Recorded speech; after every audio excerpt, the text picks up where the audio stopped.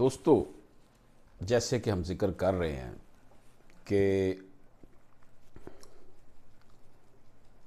باغ و بہار کے کرداروں پر نظر ڈالی جائے تو یہاں میں دو قسم کے کردار ملتے ہیں، مرد کردار اور نسوانی کردار۔ بہت سے ناقدین کا خیال ہے کہ مردانہ کرداروں کی کردار نگاری کرتے وقت میر امن کسی فنکارانہ چابک دستی کا مظاہرہ نہیں کر سکے۔ سب سے پہلے ہم داستان کے مرد کرداروں کا جائزہ لیں گے، جن میں 4 درویشوں کے علاوہ آزاد بخت اور خواجہ سنگ پرست بھی شامل ہیں۔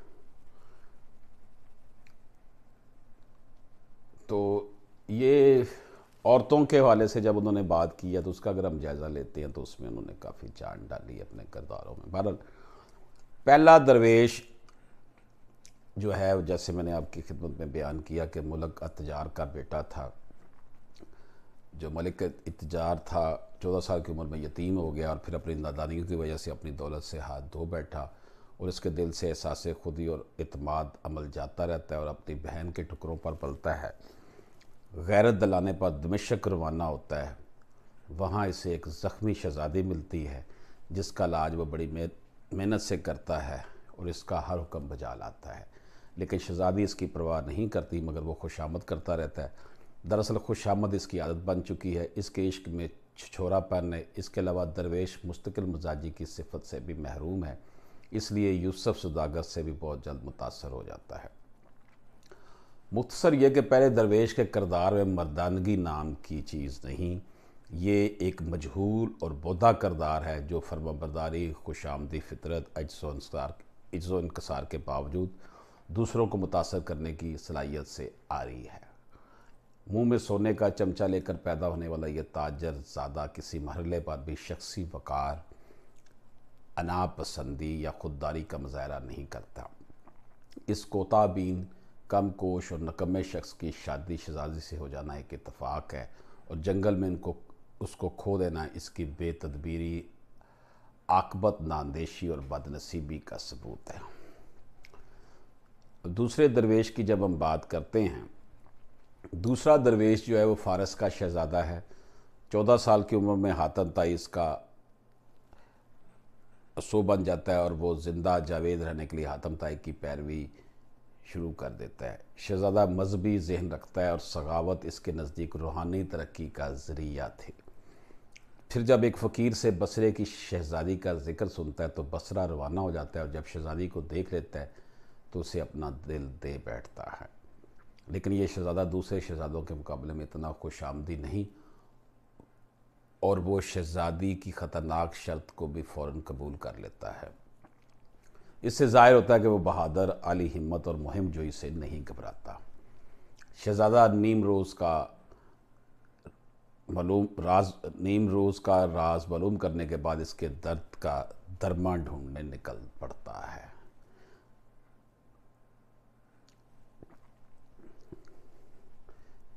اور یہ جو دوسرا درویش ہے، اس میں کردار میں استقامت ہے، وہ اپنی دھن کا پکا ہے، اور پہلا جو درویش ہے وہ بے تدبیری کا حامل ہے، عاقبت نااندیشی ہے اور بدنصیبی اس کا یہی ثبوت ہے۔ تیسرے درویش کی بات کرتے ہیں۔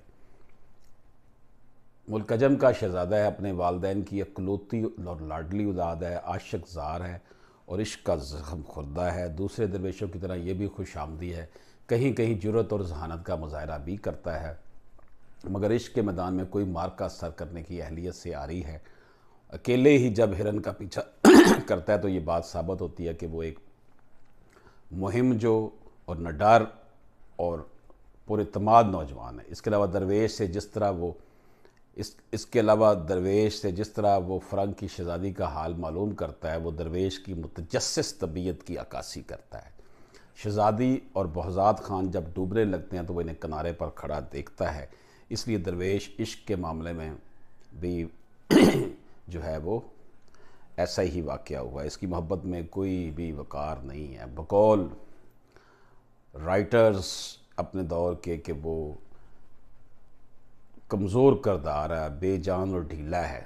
ابتدا میں وہ بڑا مہم جو، متجسس اور بے خطر نظر آتا ہے، مگر عشق کی مہم میں اس سے کم ہی کوئی ایسا کارنامہ سرزد ہوتا ہے جس کی بنیاد پر اسے عاشقوں کے زمرے میں شامل کیا جائے۔ ایسی کوئی اس کے اندر نہیں ہے۔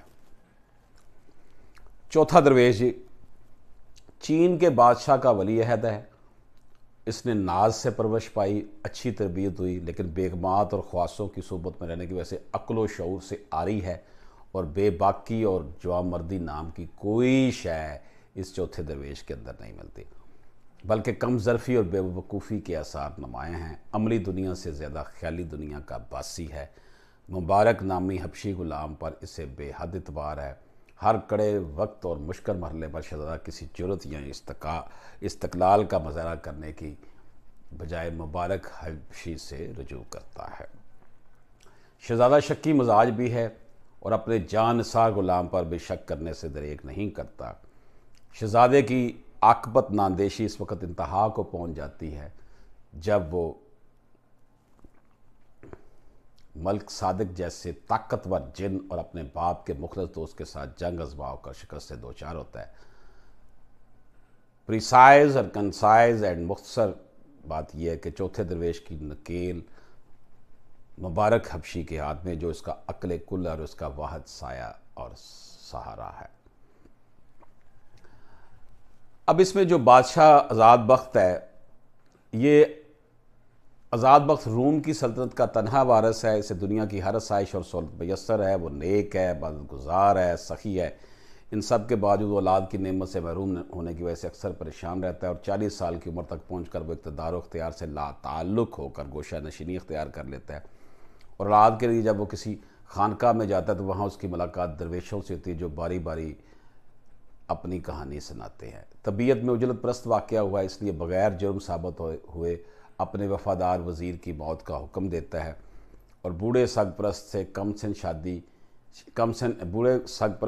सिन शहज़ादी की शादी करवाना अगर एक तरफ रहमत अली का मज़हर है तो दूसरी तरफ कम सिन शहज़ादी के साथ जबर व ज़्यादती का भी आयनादार है।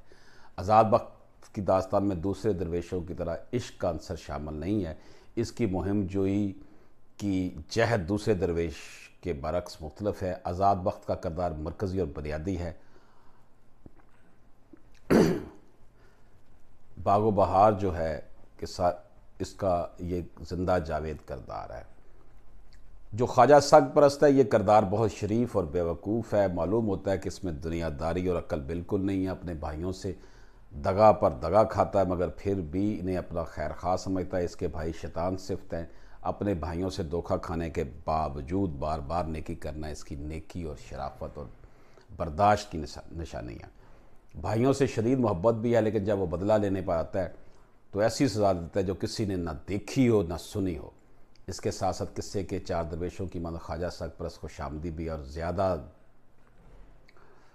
और ज़ेरबाद और सरंदीब की शहज़ादी के सामने जहाँ खुशामदी करता है, गिड़गिड़ाता है, दूसरे दरवेशों की तरह जिन्स इसकी सबसे बड़ी कमज़ोरी है। इसलिए बूढ़ा होने के बावजूद कम सन शहज़ादी से शादी के लिए बेताब है, लेकिन फिर भी चारों दरवेशों से ये मुख्तलफ है।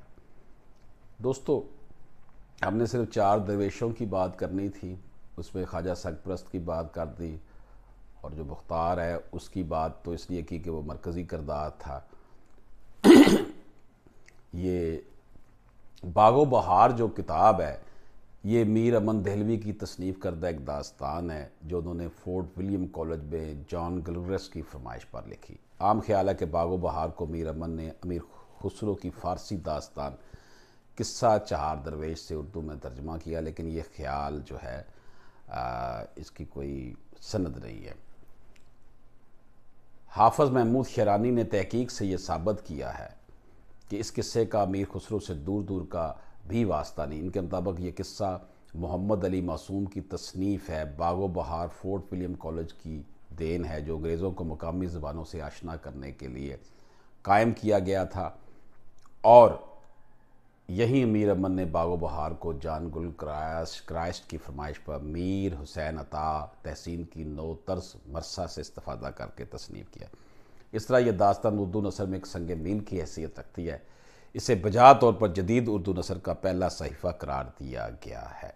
इस दास्तान की इशाअत के बाद उर्दू नसर में पहली मरतबा सलीस ज़बान और आसान अबारत आराई का रवाज और आगे चलकर गालब की नसर से कमाल तक पहुँचा दिया। इसी बना पर मौलवी अब्दुल हक का कहना है कि उर्दू नसर की इन चंद किताबों में बागो बहार को शुमार किया जाता है, जो हमेशा ज़िंदा रहने वाली हैं और शौक़ से पढ़ी जाएंगी। मीर अमन ने बागो बहार में ऐसी सहरकारी की है कि जब तक उर्दू ज़ुबान ज़िंदा है मकबूल रहेगी और इसकी कदर व कीमत में कोई कमी नहीं आएगी।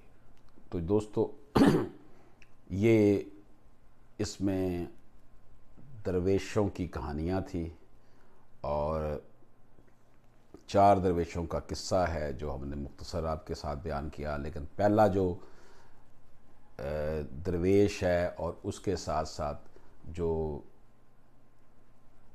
बादशाह आज़ाद बख्त है उसको हमने बड़ी तफसील के साथ बयान किया ताकि ये पूरा किस्सा जो है हमें बेहतर अंदाज में समझ आ सके।